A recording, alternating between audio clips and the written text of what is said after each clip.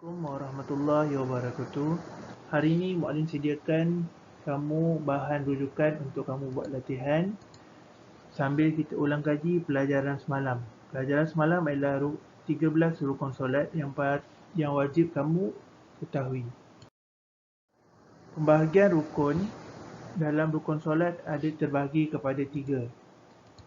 Yang pertama adalah rukun fi'li. Rukun fi'li ini adalah perbuatan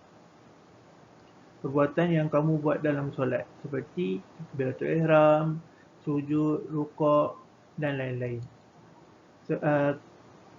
Rukun yang kedua ialah rukun qauli. Rukun qauli ni seperti maknanya adalah sebutan, iaitu bacaan dalam solat. Yang ketiga ialah rukun qalbi, iaitu bacaan yang kamu baca di dalam hati. Contohnya seperti niat. Yang pertama ialah yang berdiri betul bagi yang mampu. Sebelum kita mula solat, kita kena berdiri betul dalam saf. Kena luruskan kaki, luruskan saf, barulah kita boleh mulakan solat. Bagi yang mampu.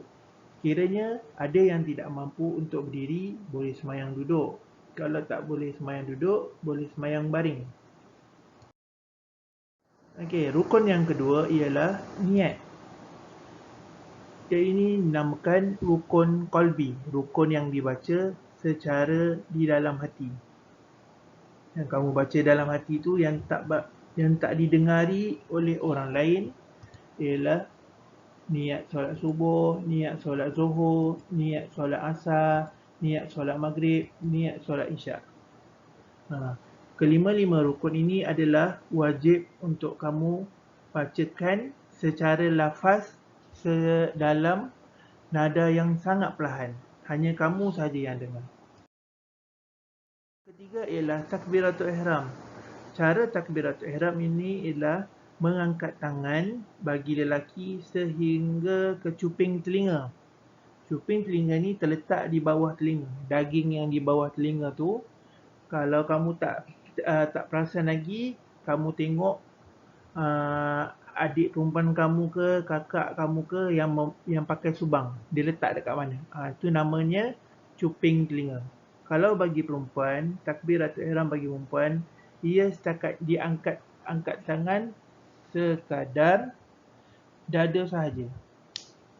Bacaannya adalah Allahu Akbar. Cara bacaan dalam buatan, ketika kamu mengangkat tangan, kamu baca Allahu Akbar. Membaca Al-Fatihah. Baca Fatihah ni adalah wajib bagi semua solat. Kalau kamu tak baca surah Fatihah, solat kamu tak sah.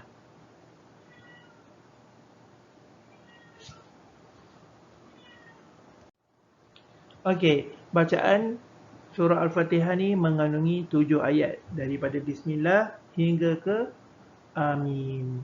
Itu adalah kamu tak boleh potong mana-mana ayat. Cara bacaannya adalah imam kena baca kuat.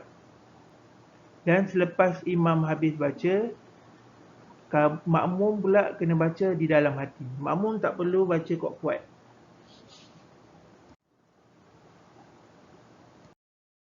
Okay, rukun yang kelima ialah rukuk. Rukuk ni seperti kamu membungkukkan badan kamu separuh. Rukuk ni bacaannya ialah Subhana Rabbiyal A'la, Subhana Rabbiyal Azimi wa bihamdi. Perbuatan rukuk ni seperti dalam gambar yang kedua yang ada dalam gambar rajah yang kedua. Rukun yang keenam ialah iktidal. Iktidal ni adalah perbuatan selepas rukuk. Bacaannya ialah Sami Allahu liman hamidah, Rabbana lakal hamd. Seperti dalam gambar rajah, takbiratul ihram ketika iktidal ialah sunat. Buat boleh, tak buat pun boleh.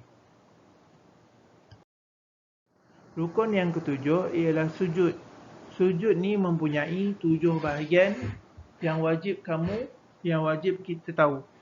Yang pertama adalah dahi kepala kamu. Pastikan yang lelaki rambut tidak terhalang di bahagian dahi. Kalau perempuan tak apa, dia pakai telkung, jadi rambut tak terkeluar.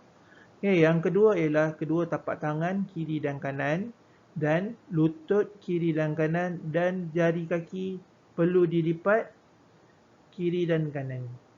Bacaan dalam sujud ialah Subhana Rabbiyal A'la wa bihamdi sebanyak 3 kali.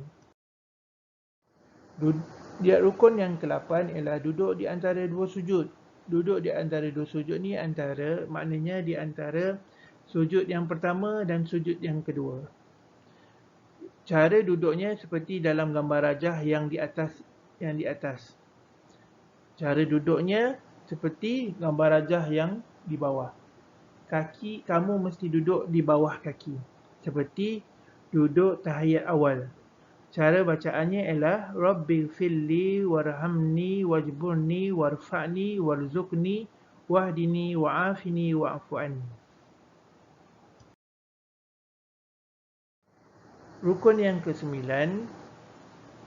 ialah duduk tahiyat akhir seperti dalam gambar rajah. Orang yang berbaju biru ialah cara duduk tahiyat akhir. Orang yang bergambar dalam baju putih ialah duduk tahiyat awal.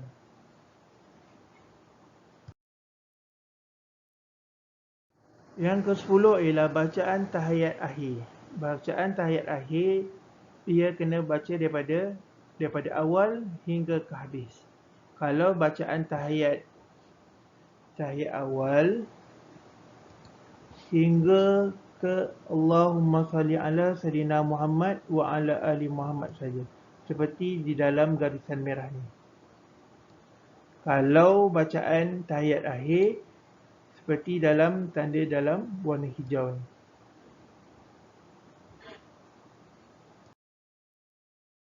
Okey, membaca selawat ke atas Nabi ialah termasuk dalam rukun solat yang 11. Jadi, bacaan ini adalah termasuk di dalam bacaan tahiyat akhir. Kalau kamu tak baca, bermakna rukun kamu tak cukup. Jadi, secara totalnya, bacaan kamu, solat kamu ada.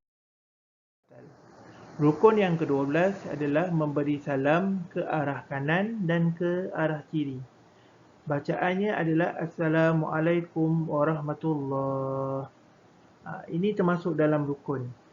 Tapi salam ke arah kiri adalah tidak masuk ke dalam rukun solat.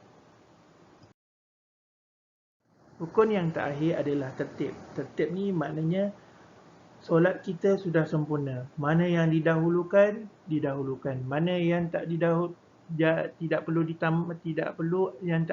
ada dalam solat, tidak perlu ditambah.